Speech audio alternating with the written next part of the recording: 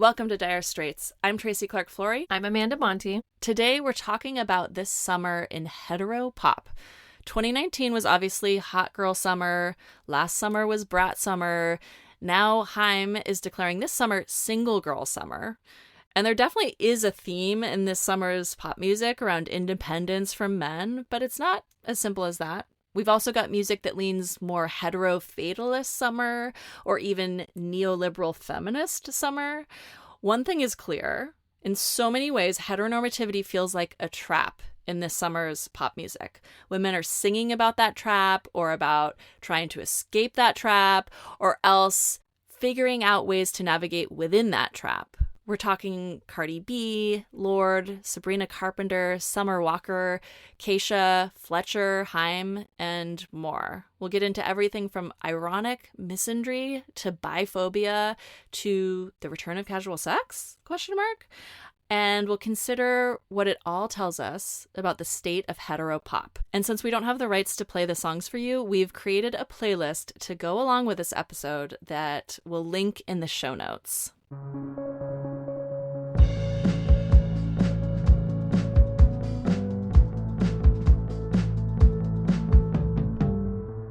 First, a couple words about how we chose which artists to focus on, right? Right, because when we first started talking about this episode and the idea of looking at the historical evolution of heterosexual pop more broadly, we quickly realized it would have to be like an 8-hour episode. So we have a list of like 50 artists that we really wanted to talk about, from, Taylor Swift to Chappell Roan to Beyonce. Yeah, even just Beyonce's Lemonade deserves an entire episode. Like, talk about pop music that comments on heterosexuality.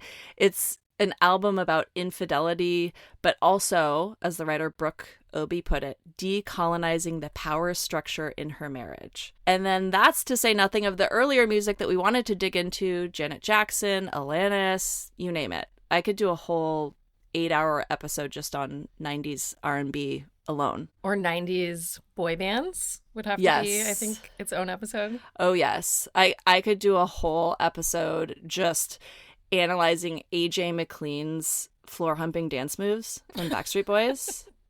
Something I was very compelled by when I was 13 years old. I want to know everything. I want to understand little Tracy watching that. It taught me so much, yes. Also girl bands and like girl power and what that did to us, which has kind of been in the discourse lately. But that, yes, totally would have to be its own thing. Yes.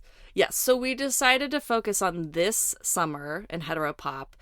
What is pop music right now telling us about the mood around hetero relations? And we're looking at pop singles or albums released by women this summer. So mostly music that is often labeled as pop, but some music that's labeled as R&B and rap, though obviously the borders between these genres are often blurred and definitely racialized. Yes, and we should note that Black artists are often labeled by default as R&B, even where pop actually fits better. And the popularity bar for being considered pop tends to be much higher with Black artists than with white artists, who are given a whole lot more leeway to genre hop. And just looking at these big commercial summer releases, there is an overwhelming whiteness at hand, which obviously speaks to the way that race influences record labels' marketing assessments. So, our process explained. Let's get into it and start with Lorde. Her new album, Virgin, came out in late June. There's been a lot of talk about the album title, which could be a reference to fucked up ideas around sexual purity, obviously. But she actually highlighted the Latin roots of the word as referencing both man and woman, so it's invoking androgyny. She also pointed towards historic meanings that invoke strong and independent women who aren't tied to a man. So it sounds like Lorde should be listening to this podcast, for one. Oh my gosh. Do you think she is? No, I definitely don't. But I wish she was. Eventually. Maybe someone will now send her this episode. Because we like your music, Lorde. Yeah. Yeah. I mean, the album title also immediately makes me think of, Madonna like a virgin. Yes. I want to talk about the album cover. I'm curious how the image reads to you. It's an X-ray of a pelvis with a visible zipper, a belt buckle, and an IUD, which felt to me like a potent symbol of like bodily defense and protection given the times that we're living in. Yes, totally. I see that. It's so interesting because when I first saw this, I thought like, okay, yes, this person is locking up her reproductive organs like in all the ways, like zipping them, buckling them, and, you know, birth controlling them.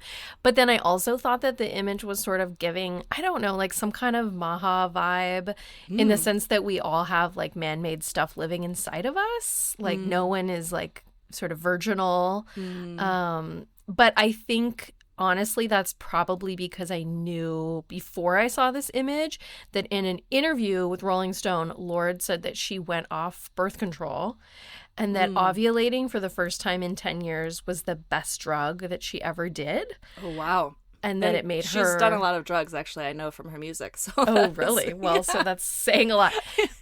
Well, and she said that going off birth control like made her feel more feminine, which obviously like kind of... yes, made me do that. And there was kind of like a big, not backlash, but, you know, people were criticizing her for that statement. Yeah.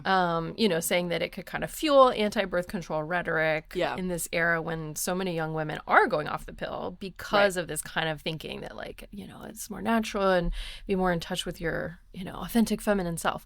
Right. But Lorde did also, like, couch all that in, you know, she said that, like, going off the pill, later she realized maybe that was tied to some right-wing anti-birth control propagandists. It's like she's aware of that discourse.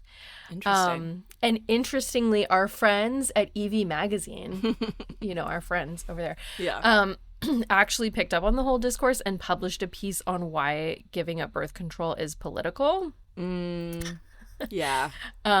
According to them, it's because progressives have created a, quote, cultural minefield that women have to tiptoe through when they make health decisions that don't align with progressive orthodoxy. But it's like, you know, it's one of those EV moves where there's like something about pop culture that's in the discourse. And so they kind of like claim it as their own. So anyway, all of that was like already in my mind when I saw the image of these like heavy metals inside of a woman's pelvis. But maybe that's kind of the effectiveness of this image, right? Is that she's trying to keep out a lot. And I think that reflects how discourse moves around women's pop these days. Like everyone develops a take around one image or a lyric, but the work itself is much more complex. Totally. And in one of the songs on this album, Clear Blue, she sings about waiting for the results of a pregnancy test. And there's this line, "Yeah, baby, I'm free," that repeats in the chorus. And it's unclear if she's feeling free in the sex that led to the test or because the test comes back negative. But it's definitely a meditation on this tension between freedom and reproduction. And then there's also her single Hammer, which she called, quote, "an ode to city life and horniness, TBH." And the most notable lyric is, "Don't know if it's love or if it's ovulation. When you're holding a hammer, everything looks like a nail." And she wrote on Instagram, "I was trying to see myself all the way through. I was trying to make a document that reflected my femininity, raw, primal, innocent, elegant, open-hearted, spiritual, mask." There's a lot there. There's like the coexistence of the chunky belt buckle and the tiny, delicate IUD, which like feels like it could be a commentary on gender and androgyny, maybe.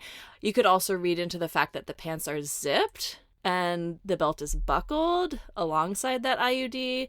So I kind of get this feeling of like strength and refusal, even as it's like a literal X-ray of a body. Like it's seeing into you.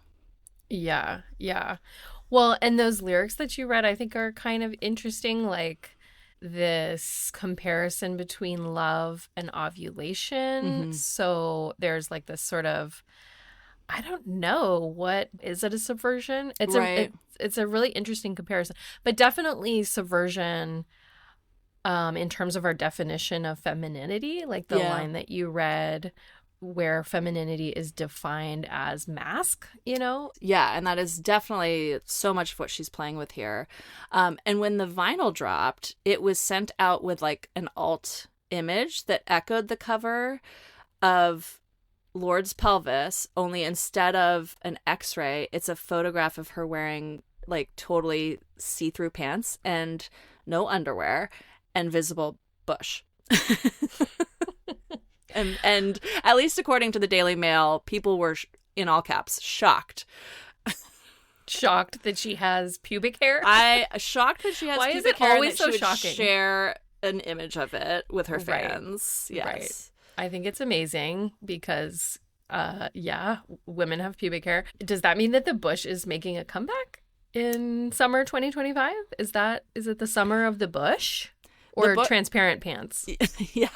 I mean, the bush is making a comeback in summer 2025, according to an article I just read. But I feel like I read an article to that effect like every 6 months, honestly. And maybe horniness and heartbreak are also in because that is pretty much the vibe of the first 3 singles off this album. There's her single Man of the Year, which is another breakup song, but it's also about Lorde's awakening around her gender. She described herself as, quote, in the middle, gender-wise, though she isn't non-binary. She says she's a woman except for the days when I'm a man. And the video for Man of the Year shows her topless, wearing just jeans, and putting duct tape over her breasts, which is apparently a reference to her first experience with binding her breasts while she was writing this song. And she sings, "Who's gonna love me like this? Who could get me like this?" And I think you could take this at least 2 different ways. And I should note that Lorde's been romantically linked to men, although she's also sung in the past about loving a woman. So there's the like straightforward breakup song angle of who will love me like my ex did. But there's also this other take, which is who will love the me that is stepping outside of heteronormativity by embracing an authentic expression of gender. Yeah. Which is really such an interesting subversion of the breakup song. You know, the breakup song is one of pop music's staples, right? And it's inherently like such a hetero fatalist genre, the breakup song, like this idea that heterosexual relationships as they are, like, can't change, right? And it's, you know, the breakup song is like nearly always some woman lamenting the state of men and straight relationships. So, yeah, it's interesting that she's taking that tradition and, you know, kind of turning it into sort of a breakup with the gender binary. Yes. Yeah. And I think that the question kind of lingers here of like, can you do that and still be loved within heteronormativity? But in the end, the song's heartbreak kind of gives way to this feeling of self-discovery and acceptance and expansion. Like first she's grieving a man, and then there's this shift and this feeling that like she's what she's been looking for. She's going to love herself like this. She's the man of the year. Right. Yeah, it kind of makes me think of Taylor Swift's The Man. Oh, yeah. The song. Yeah. Which is like so much more about, you know, it's just being a woman in a man's world and longing to have the privileges that men have in that world. But here, obviously, Lorde is like, fuck it. Like, I am actually the man. Yeah. And in that way, obviously, she's subverting norms around gender identity and expression in ways that Taylor Swift's music is definitely not. Totally. Yes. Yeah. In general, it seems like Lorde is like pushing against the bounds of heteronormativity, like both in terms of gender expression, but also in terms of like gesturing toward independence and not needing a man, of like being able to be the man that you thought you needed.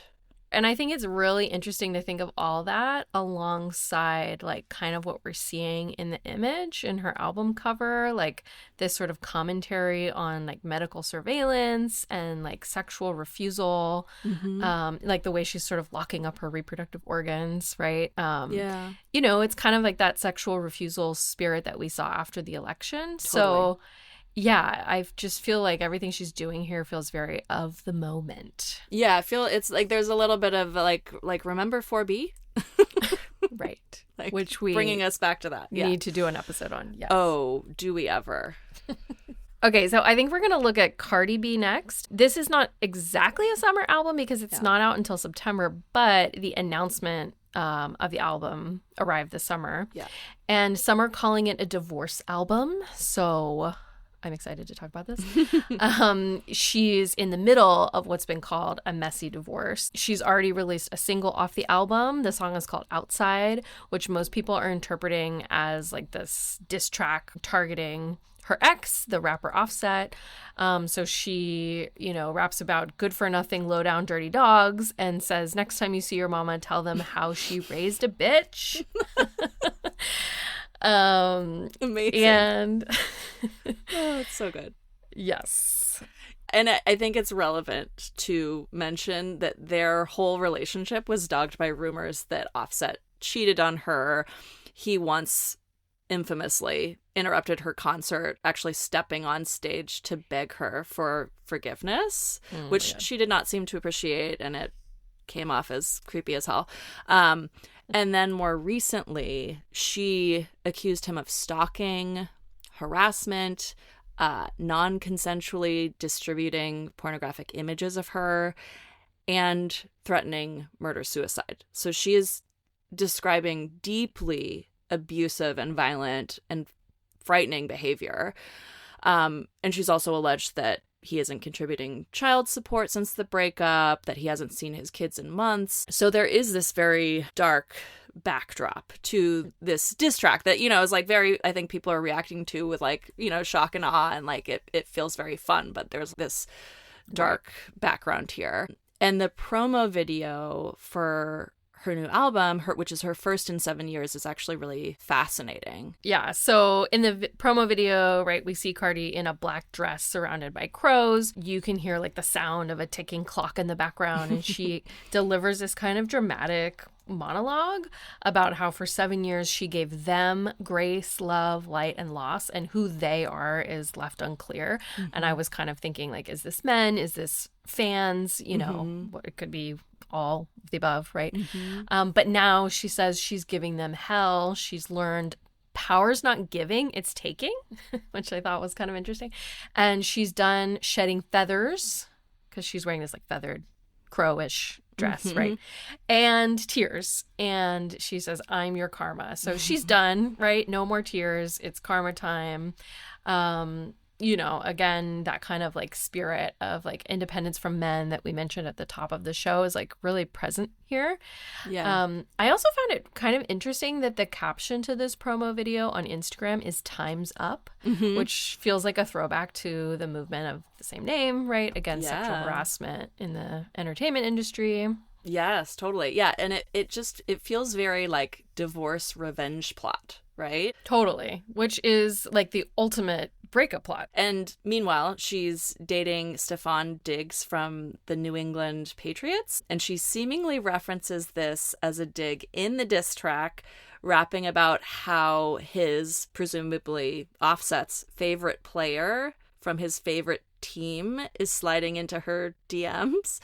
And then this summer, she posted about Diggs renting out a castle, like an actual castle in Europe for them on vacation.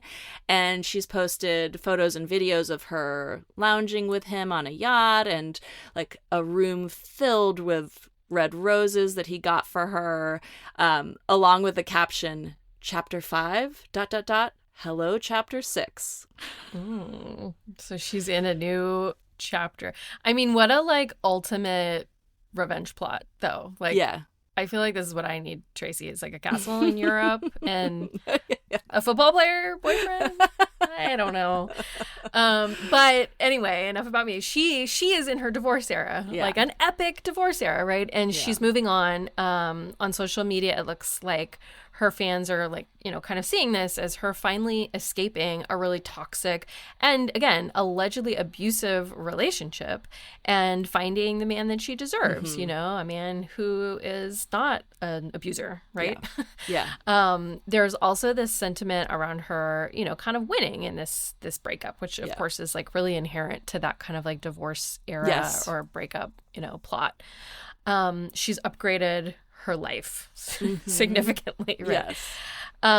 Which, you know, of course, like we should say, because we're talking about, you know, kind of heteronormativity here, right? Part of the upgrade that we often see in any divorce plot is finding a new man, right? A wealthier, like more famous, more romantic man. It's like the hetero upgrade, you know? It's so central to the divorce plot as we know it.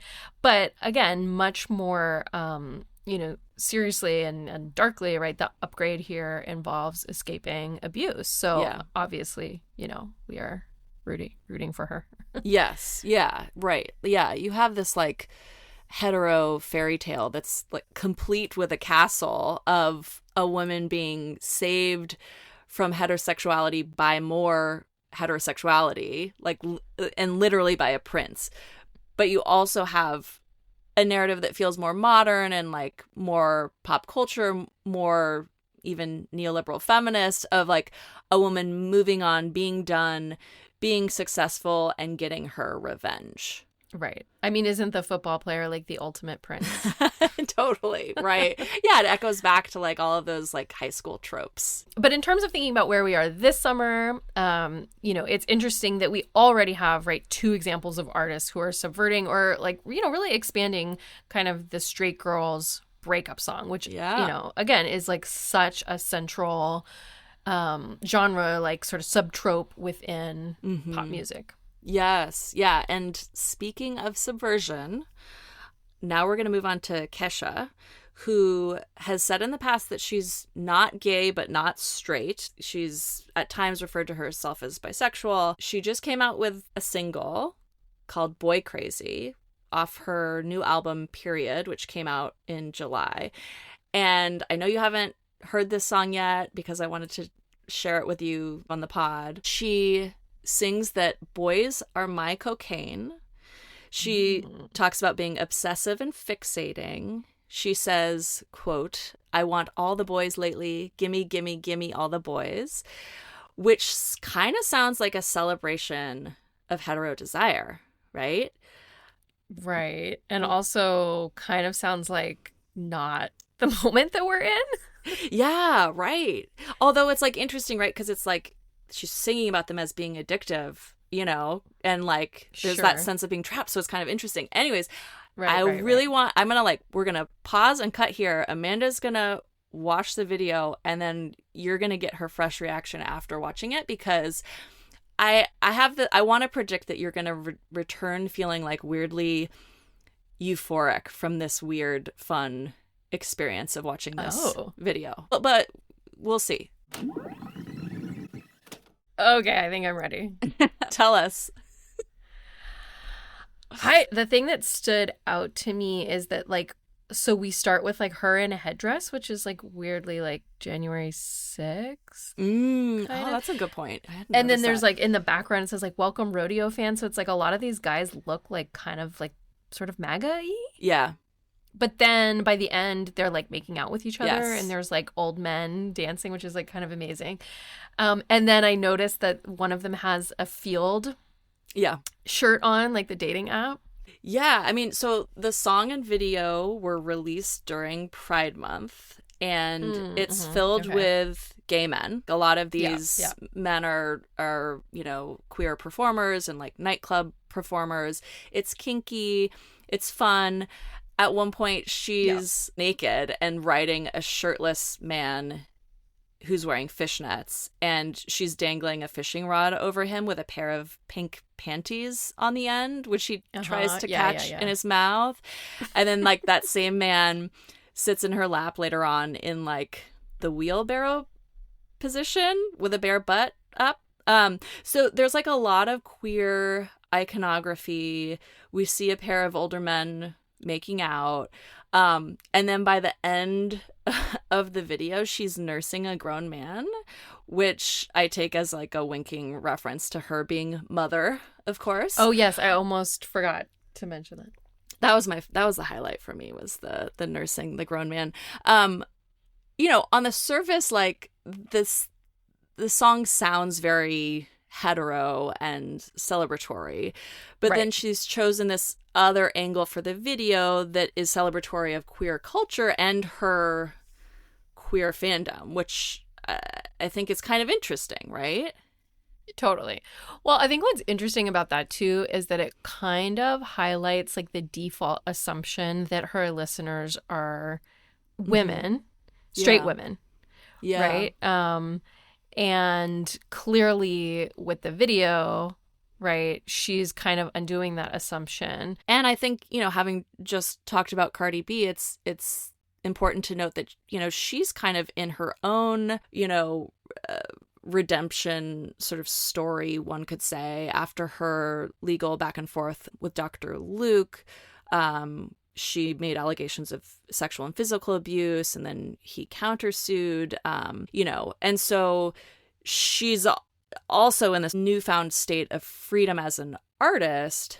But, you know, there's also that kind of dire hetero backdrop. Right. Well, and like part of her sort of story as an artist, therefore, is like kind of rejecting straight men and sort of straight male power, right? And so it's interesting to kind of like think of the song within that sort of narrative of her as an artist. I think the other thing that's sort of interesting to me, going back to the kind of presumption of audience, is that like often when we talk about pop music, there is that presumption that it exists for little girls. And in fact, like there's a long history of big pop artists like Lady Gaga, right, as appealing to, you know, the gay community. So I think it's interesting that she's just kind of fully embracing that here. And I think it's interesting too how sometimes straight women can identify with gay male culture as like a model of enthusiastic loving and desire and aesthetic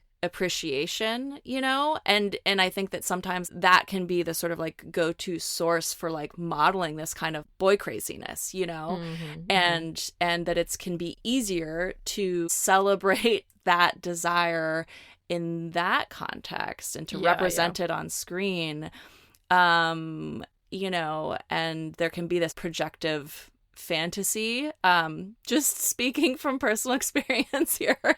Oh, say more, Tracy. Oh, you know, I mean, just like, and also like, I think it's can be so kind of problematic. And I mean, I could go on a whole side tangent about, you know, in my 20s, like going to gay bars in the Castro to like have a sense of freedom from heterosexuality. Obviously, like this straight girl, like going to, you know, have a wild and fun and free time at a gay bar. Yeah. Now I have some perspective on that and on the romanticizing of freedom that is actually not so free. Right. Yeah, like the ease with which you can sort of like pass into that community and then back out, right, without any threat of, you know, violence or discrimination or is definitely problematic.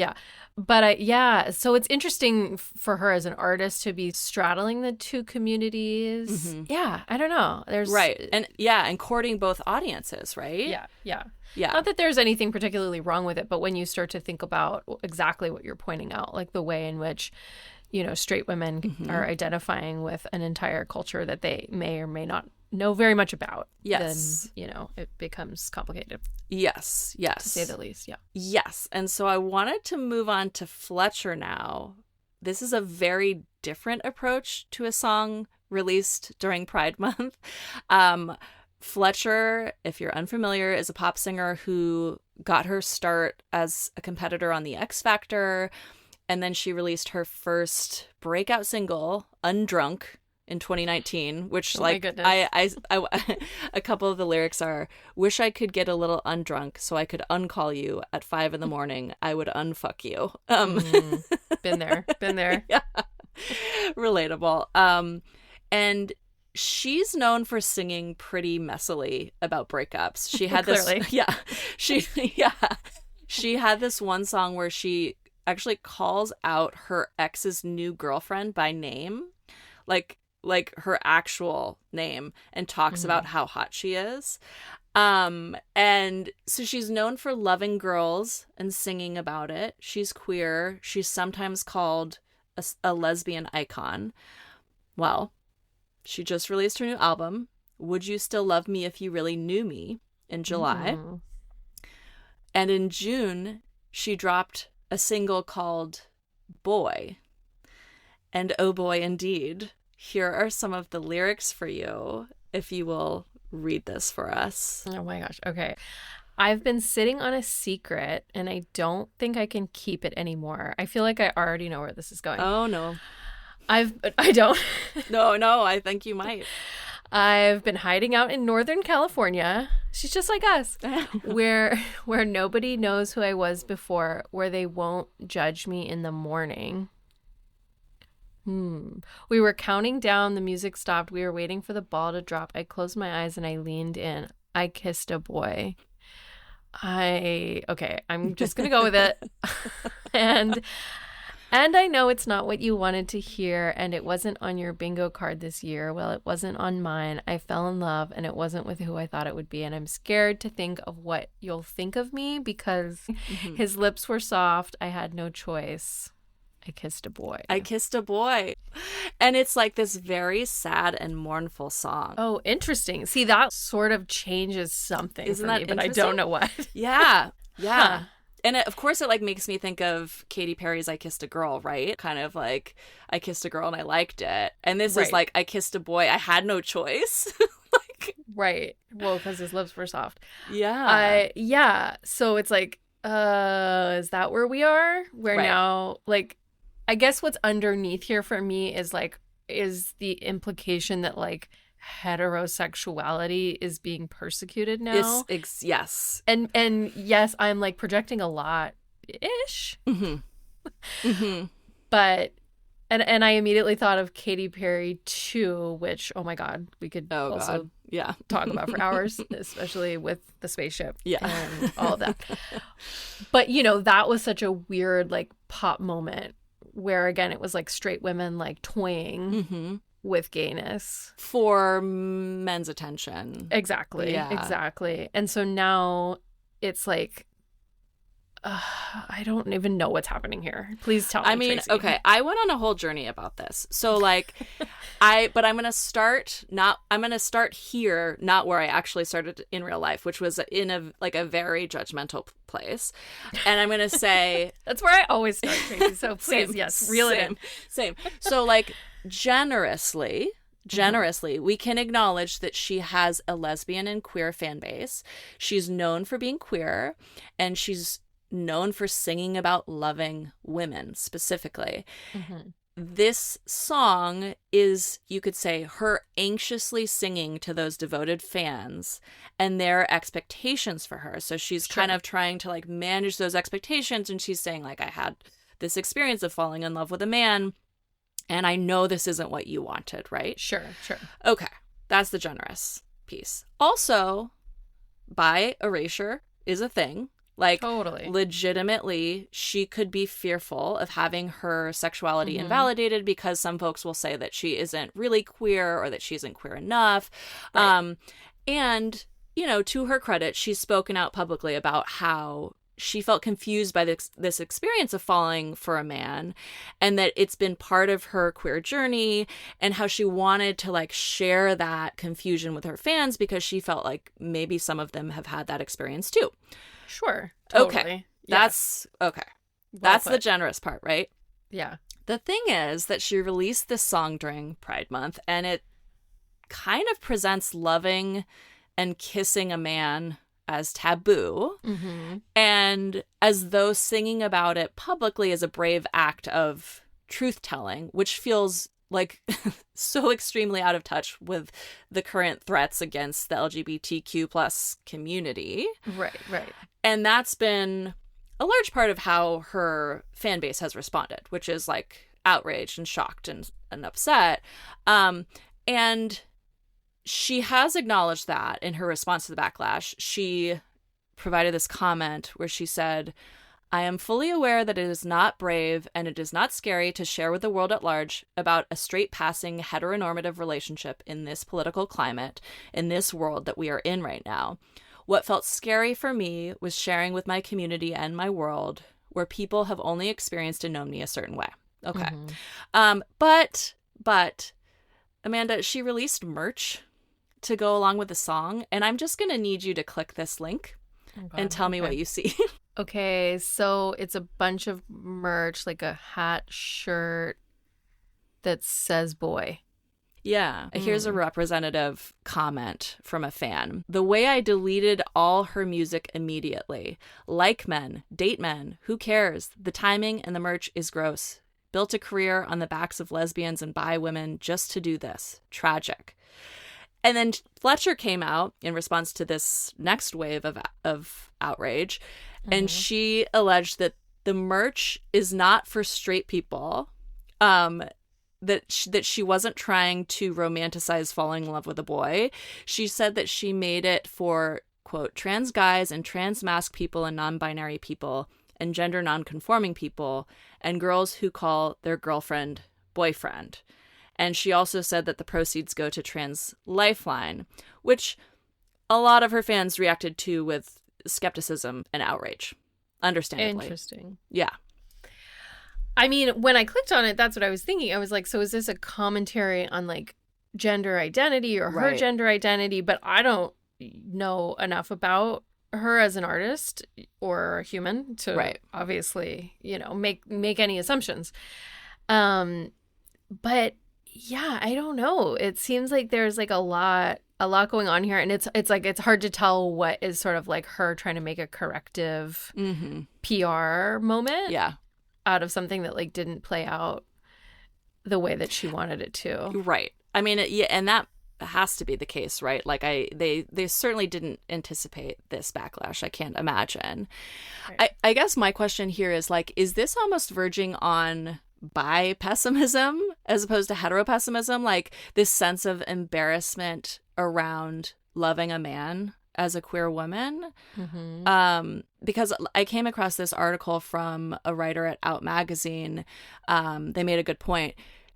The only things her fans know about her relationship is what she is telling them, and she is sending a strong message that being a queer woman who loves a man is a tragedy. I'm not trying to coin bi-pessimism right now, but like, what do you think? To me, it is connecting kind of to this like broader conversation around heteropessimism that we're often having. Right. Should we define heteropessimism? Yes, we should. So heteropessimism is a term that everyone's like using a lot now. All of a sudden, is this just our algorithm, Tracy? I don't know. It does very seem like right it's like in a new sort of surge right now. Yeah. But it was originally coined by Asa Saracen in 2019 to identify this kind of like performative disaffiliation with heterosexuality. So like, kind of criticizing elements of straight culture without actually removing oneself from that culture. Yeah. Is there anything that you would add to that? Yeah, no, totally. And I guess in this context, I feel like I'm like getting some of that from her. I kissed a boy and fell in love and I couldn't help it feels reminiscent slightly of, straight women kind of being like, I can't help it, I'm attracted to men, and it might even, you could say, like with the Kesha song, like the like men as cocaine, this like kind of like relationship to desire and to love for men that feels out of your control, and maybe it's not even good for you, like on any number of levels, but you're like kind of trapped there in your desire, in your love. I think there is like something to be said about like a kind of tension around bisexuality within the queer community, right? And like the notion of like, feeling like if your desire fluctuates or is Yeah. fluid or is uncontrollable, or looks like heterosexuality, Yes. or that you can pass as heterosexual, that like you're not queer enough. And, Yes. and I think that's something we could like unpack endlessly. And I know that we have discussed wanting to do an episode on like compulsory heterosexuality and like even sexuality as something that is like more fluid and movable than we often talk about it as Right. being. So anyway, I feel like all that is kind of like under the surface here. Yes, totally. I mean, that's the thing that feels really sad. And I would imagine that, she was imagining a very different reception for this song. Totally. Well, I mean, it seems like that framing, like suddenly identifying as more straight or whatever is happening here as like something that she's going to be persecuted for is like what really hit a nerve. Totally. Which Totally makes sense in this climate. And also maybe kind of feels related to some of what we're going to talk about with Sabrina in terms of like the expectations that we have for pop music to kind of like follow a political program. Yeah, true. But I know we want to turn to Haim. Yes. Who I've been low-key obsessed with lately. My daughter's like always harassing me about how much I'm listening to them. She's like, Mom, are you listening to Haim again? They released their album I Quit in June, and they first teased it with an Instagram caption announcing that it was Single Girl Summer, along with a video of them.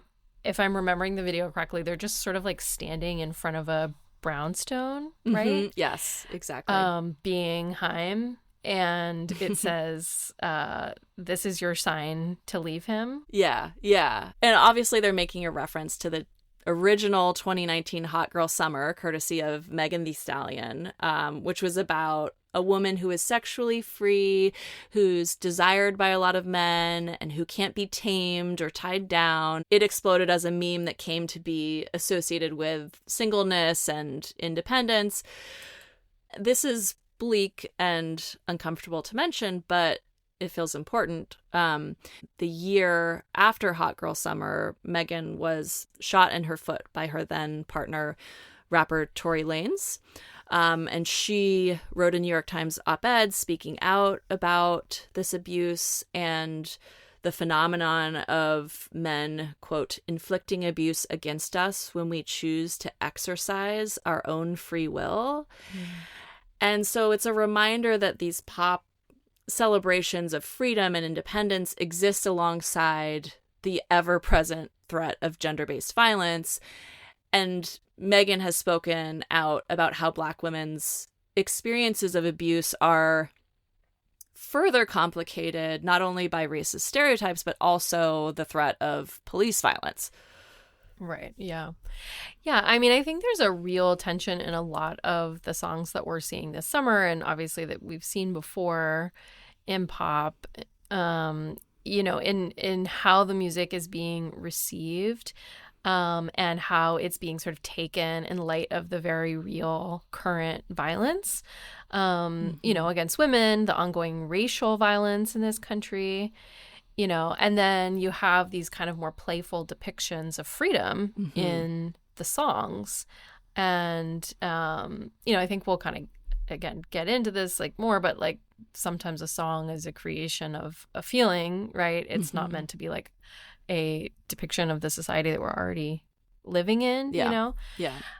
Anyway, and so Haim is definitely building off of the Hot Girl Summer meme, but the context of the music is obviously totally different. These are three white women, and while Hot Girl Summer was less about like needing to dump your boyfriend and more about already being in that state of freedom and confidence, the act of like leaving, the I Quit is key to Haim's album. So it feels like it taps maybe more of a white straight women's like men, vibe. Yeah.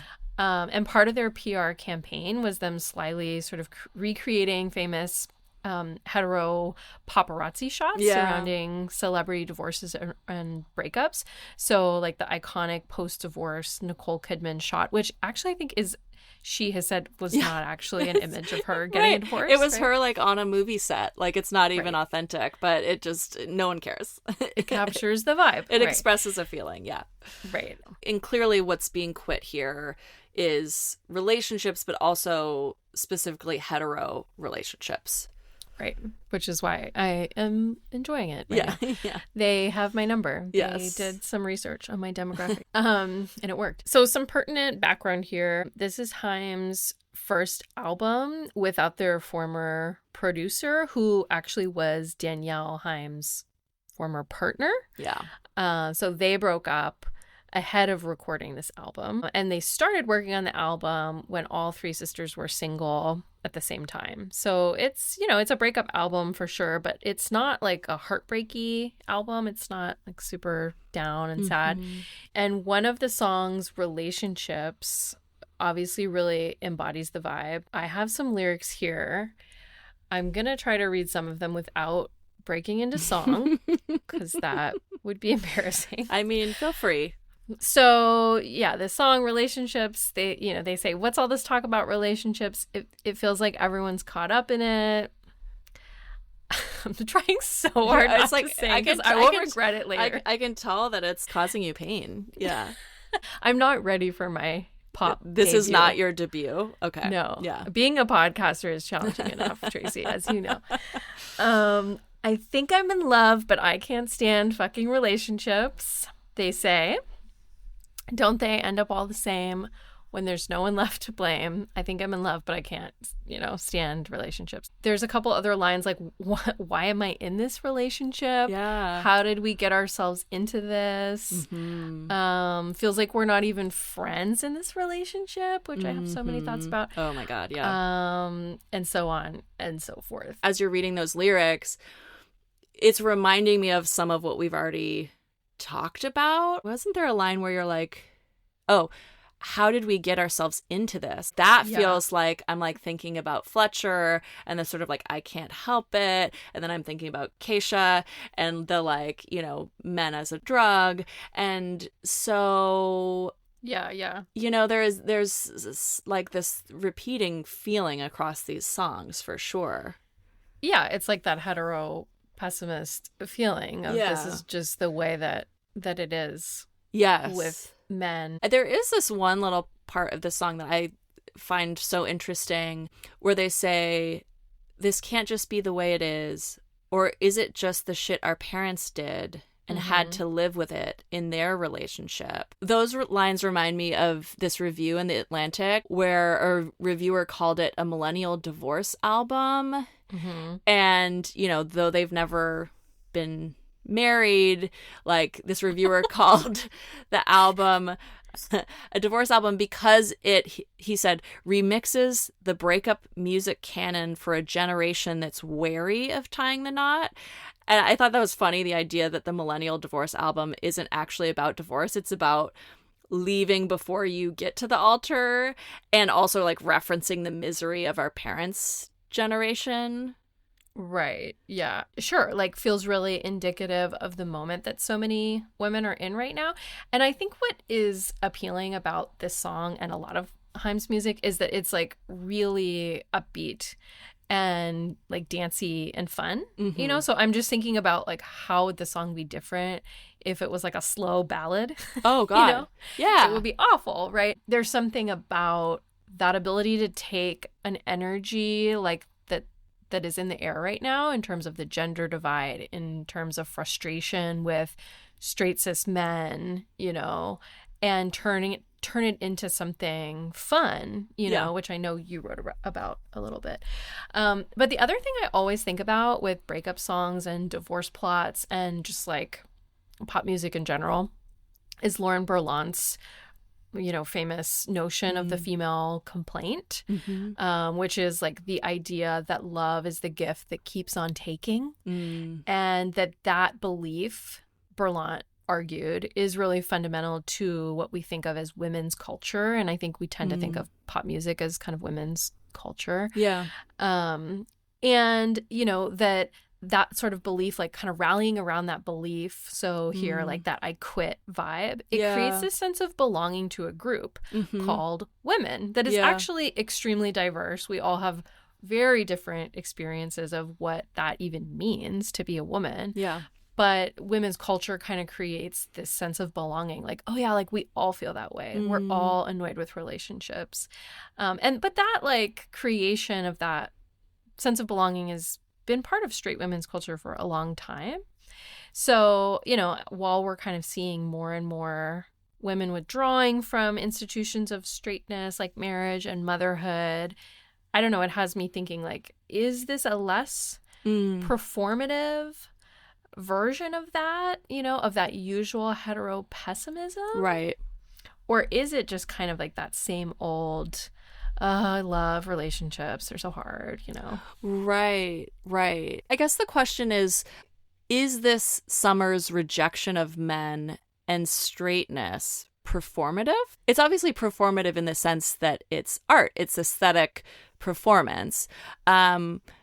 But I'm also thinking about listeners embracing these messages in these dire times, you know, when it feels like there's been a vibe shift around heterosexuality, like young women are decentering men and relationships and listening to this stuff. Like, it feels maybe different somehow, or I want it to be different. There's also a lot of emphasis in this album on sexual freedom. There's a song, Gone, which samples George Michael's Freedom, and there are these lyrics. I'll do whatever I want. I'll see who I want to see. I'll fuck off whenever I want. I'll be whatever I need. Like very just like cutting straight Let's to go. it. Yeah. And then there's also All Over Me, which is basically a song about no strings attached sex. So take off your clothes, unlock your door, because when I come over, you're going to get some. I know it's not quite what you want, being on call for me, waiting up for me. And then they go on to say, but don't tell me that you're in love. Whoever you see, I'm saying, is fine with me. Like, in other words, like, you can sleep around too. I don't care. You know, I've always had a wild heart and that won't ever change. So when you see me out with someone else, I will not be ashamed. So the feeling is very unencumbered, unattached, unashamed, unclaimed, untamed, a lot of uns. Undrunk? Undrunk, yeah. Yes. And there's also a little bit of this feeling of like a woman turning the tables on a man, like that she's the fuck boy, you know? Right. Which is actually different from the Undrunk song, which sounds like it's all about like regret and making a mistake or, It feels kind of newish, right? I don't know. Or is this sort of, you know, she being the fuckboy, is that like womanosphere? I feel like vibes? Right. I feel like we often see these kind of turning the tables and like being like a man, like to kind of get back. I'm like thinking of Ciara's Like a Boy. Oh my God. I used to love that song so much. I want to say it was like, let me see, 2006. Hold on. Sorry. Thank you for bearing with me because I was obsessed with the song when it came out. Well, it like really spoke to me. I mean, this totally makes sense because Tracy, this is how you and I fell in love because we both were trying to sort of like have sex like men. Yes. And it didn't work out that well. Yes. Wait, do you know this song? I mean, I kind of remember it, but okay, wait, listen to this. Okay. Wish we could switch up the roles and I could be that. Tell you I love you, but when you call, I never get back.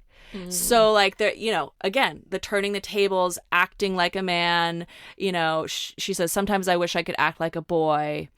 It's talking about changing the rules. Would they still apply? If I played you like a toy, right? So I do think that there are, you know, I think kind of cyclically, you almost like see these returns to this idea of acting like a man and trying to claim power through that, which, yes, like you're saying, very pink pill, womanosphere, femisphere kind of vibes.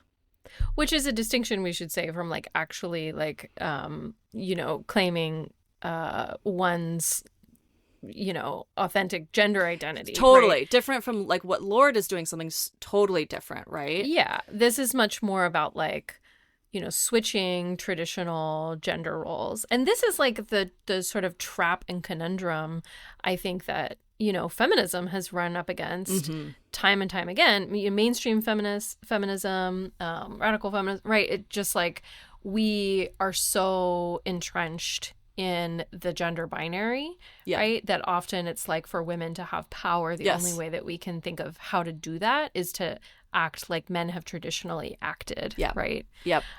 So you just kind of see that kind of coming up. Oh, in totally. Pop music too. Totally.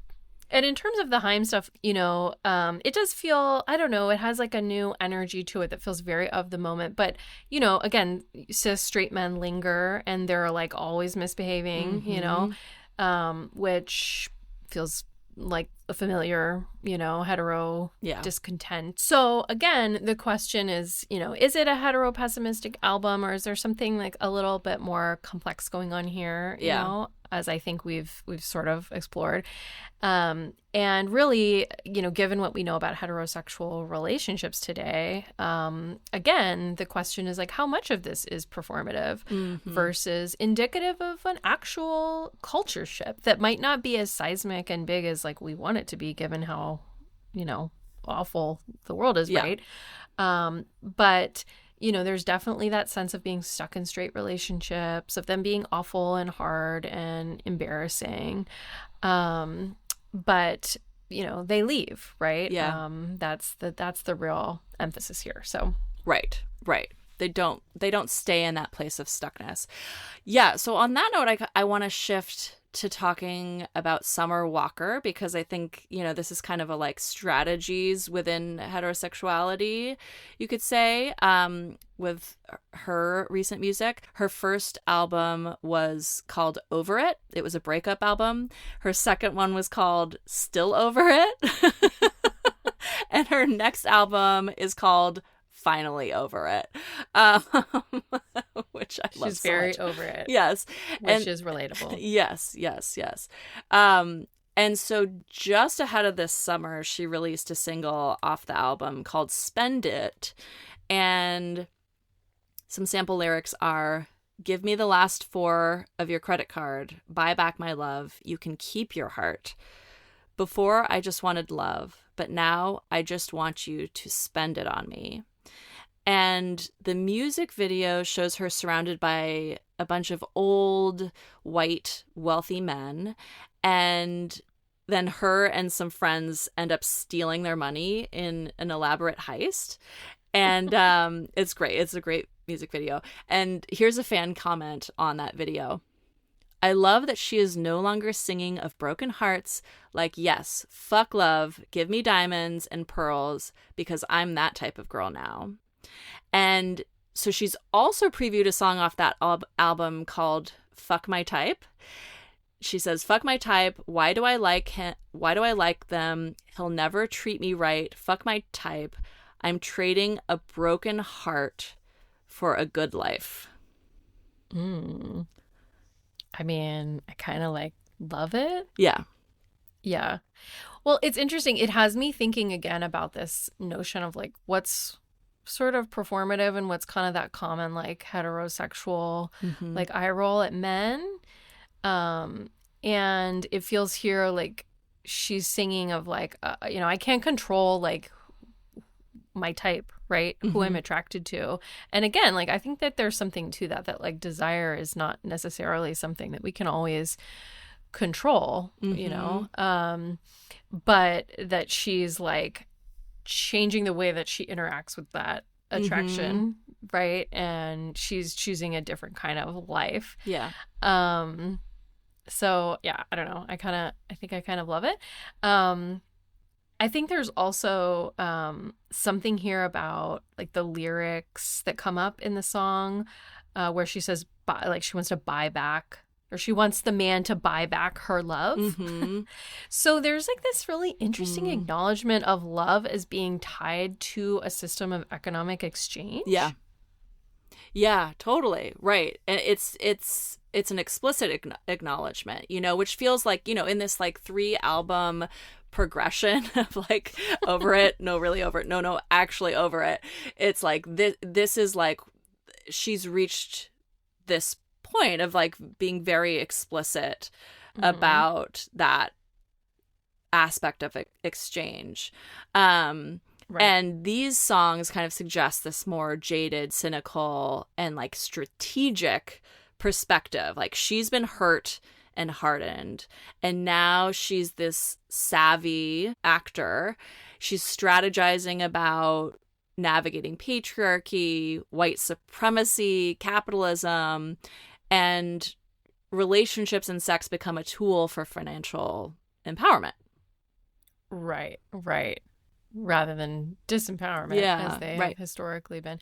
I mean, I think the point about white supremacy is important here too, though, because we should say that Summer Walker is a Black artist, and as you pointed out in the video, she's surrounded by all these old white guys.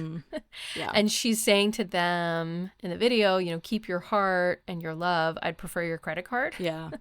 So while I feel like there's like a cynical take here that it's like women can only escape the trap of straightness by becoming girl bosses, there's another take here that this is like a glammed up vision of a Black woman caring more about her financial autonomy than like the particular attentions of men, you know, or love, which is, as I've written about, as I know you've written about, like really this whole like mythology that we've created, you know, to funnel people into like institutions of heterosexuality. Right. And then you can look at like her prior albums as really like laying the groundwork for like showing love as disempowering, you know, and so she's arrived here.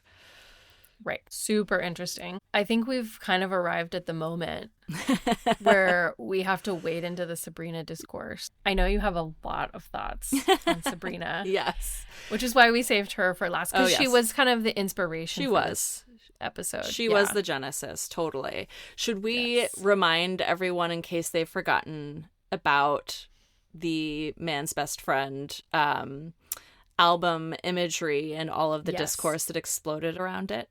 So earlier this summer, she announced her next album titled Man's Best Friend. And then she also released some images, and that was what set the internet on fire.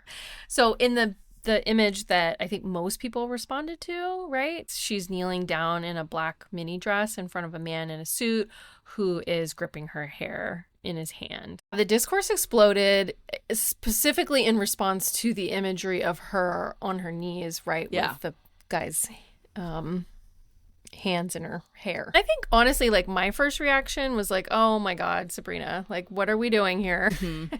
But I feel like I took a breath, and then everyone started publishing hot takes. Obviously yours was the best. And then I just like didn't want to think about it anymore. I was I think you had mentioned you were going to write about it, and we discussed like talking about it on the podcast, and I was kind of like, oh, you carry that torch for us. Babe, go for it. You could sit this one out.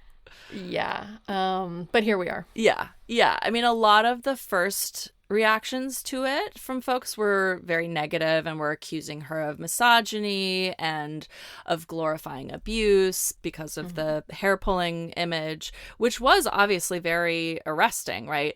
And I wrote on my Substack about how the album and its imagery speaks to this current mood around heterosexuality that we're always talking about. I called her a heterofatalist princess because Sabrina deploys this ironic misandry alongside heterofatalism. There's the single off the album, Man-Child, that tears men to shreds for being dumb and incompetent and unreliable, but then she also sings about loving them anyway, all while using this refrain of "fuck my life."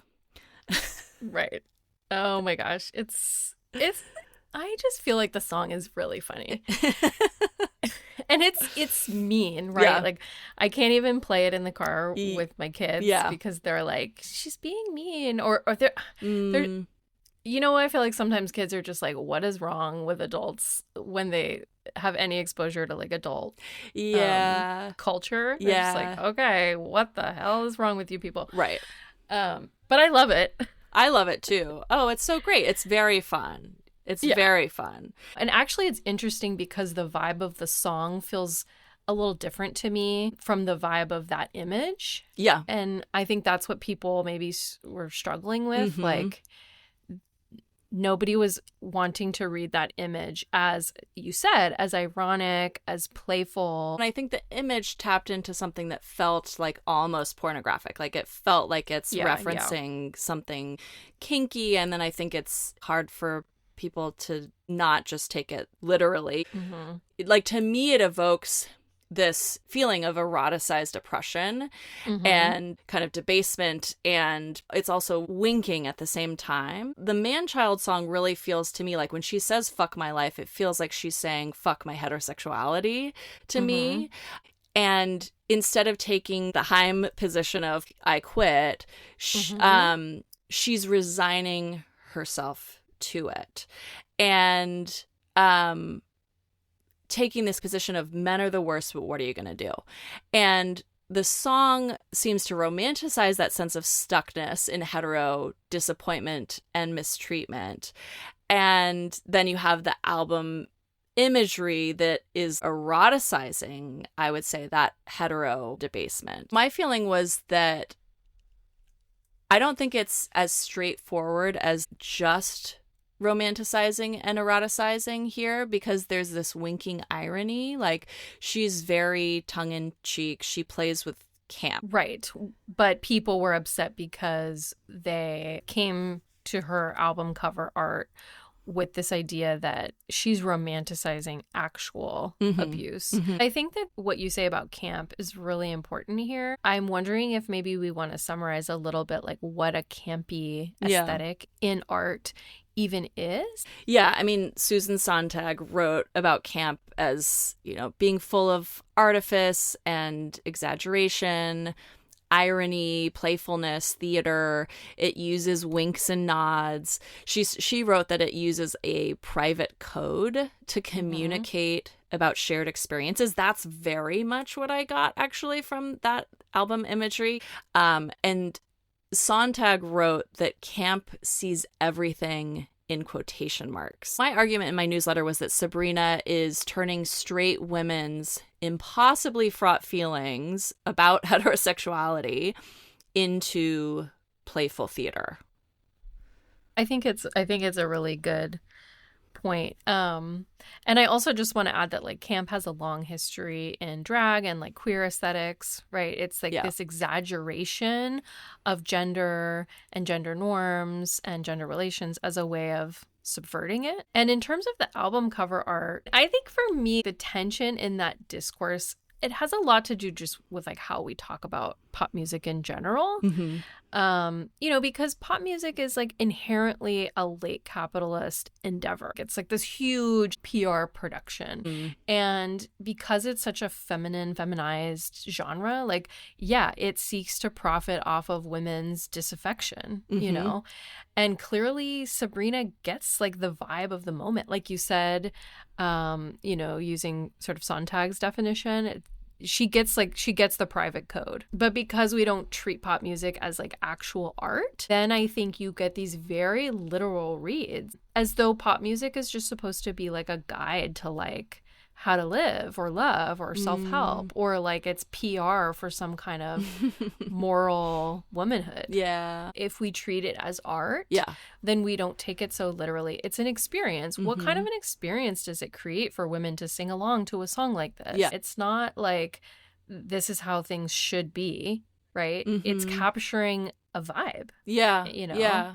I do wonder about the potential for this over-the-top representation, like the sheer levels of performativity and absurdity, to actually kind of denaturalize the predicament, like to reveal the unnaturalness of it. And I think that's often the hope with camp, you know, is that it can serve as a critique of the very norms that it performs. And like the man-child video is filled with absurd imagery. Like there's a shark swimming in a pool. There's a tree growing out of a car. There's a jet ski on wheels. Like she's dressed in very over-the-top femme outfits, like these towering high heels and booty shorts. You know, but the men are the real babies, the real vulnerable ones. Like they get injured and they die. They accidentally set their hair on fire. They drive off cliffs. Like the whole thing could not be more over the top. And yeah, it's like the world of hetero relationships and women's suffering within them make no goddamn sense. We live in an absurd reality. Like that to me, that's what that video screams. But I will say, like, it remains to be seen what she really does with this album and just how subversive or satirical it feels in the end, you know? Like it just remains to be seen. When you were talking about the absurdity of the video, it made me think of like Sabrina's sort of cuteness factor. Whenever I think of her kind of like babyish sort of mix of like Marilyn Monroe and like Instaface, yeah, I think of CN9's writing on cuteness as an aesthetic category. Nye has like so much great writing on our aesthetic categories, like the different like sort of, we could say, vibes, right, of art objects. And she argues that, you know, cuteness is inherently feminine. It elicits from the viewer a desire to sort of care and protect. And in art, she says cuteness can be an aestheticization of powerlessness. So I think really kind of dovetails with what you're saying about Sabrina's campiness. Yeah. And Nye says that art that plays with exaggerated cuteness in this way can actually magnify and spotlight violence and hierarchy and domination. And I think you're totally right that that's what we're seeing in the Sabrina, you know, stuff. Like there's like actually a line in Man-Child where she says she's looking for the word to describe men who are incompetent and can't take care of themselves. And then she says there's a cuter word for it, man-child. Cuter, right? yeah. So she's really playing up that sort of cuteness of like of the girl. That is so interesting. This idea that cuteness can actually spotlight violence and domination. Like that to me is like this whole other fascinating frame for looking at that imagery. Oh man, we could just keep circling around that image like for so long, and the internet will. yes indeed. Just to tie all of this together, because we've you know looked at so many different songs, so many different artists. I think the takeaway is that this summer in heteropop is definitely about independence, singlehood, you know, casual sex, all of that, but it's not all freedom and adventure and self-discovery. Like there's also pain and heartbreak. There's a sense of stuckness, of debasement. There's the intractability of these larger systems of exploitation, heteronormativity, white supremacy, capitalism, and really these announcements of independence feel kind of reactive and emphatic and wishful. Like there's a hope to escape, not just escape a bad relationship, but to escape the whole fucked up system. And I think there's also a real like renegotiation around the terms of heterosexuality, you know, around like narratives of romance, and coupledom, like relationships, monogamy. And, you know, I think we are seeing that in part of the culture. And obviously there's a whole other part of American culture right now that is doubling down on like the same old tired romance narratives. Right. And I think one thing that we have also pulled out here is the way that pop music can function as a space of, as you said in your piece on Sabrina, fun. It can function as a kind of temporary space of freedom. Yeah. And, you know, so I think really understanding pop music right now as reflecting the culture, but also providing us a temporary moment where we can leave the really dire political backdrop behind. Yeah. You know? Yes. I think that's what we're seeing a lot in pop music this summer. Yes. For good reason. Yes. Yes. We need it. On that note, it's time for us to go. Thank you for listening, and hope you're having a good summer, whether you're living a Cardi B divorce revenge plot or having a Haim dump your boyfriend moment. Enjoy.